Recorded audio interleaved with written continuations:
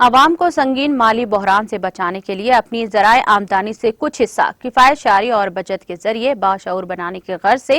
آج reserve bank of India کی ایما پر ضلع مستقر جنگاؤں میں واقع اسٹیٹ بینک آف انڈیا کی جانب سے 2 کلومیٹر طویل عوامی شعور بیداری ریلی نکالی گئی۔ ضلع ایڈیشنل کلکٹر پروفل دیسائی نے دفتر کلکٹریٹ میں جھنڈی دکھا کر ریلی کا افتتاح انجام دیا۔ نیز اس موقع پر اپنے خطاب میں انہوں نے عوام میں کفایت شعاری اور بچت کے شعور کو بیدار کرنے کی ضرورت پر زور دیا اور کہا کہ دور اندیشی سے اپنے ذرائع آمدنی سے کچھ حصہ بچت کرنے پر رقومات کی قلت اور مالی مسائل کے موقع پر استعمال کیا جا سکتا ہے۔ انہوں نے عوام اور عوامی اداروں اور نجی تنظیموں کو عوامی بالخصوص دیہی علاقوں میں مقیم شہریوں کو کفایت شعاری کے ذریعے اپنی معاشی مسائل پر قابو پانے کے لیے باشعور بنانے کو کہا ہے۔ ریلی میں بینک عہدیداروں، مختلف کالجوں کے طلبہ اور طالبات اور ضلع عہدیداروں نے شرکت کی۔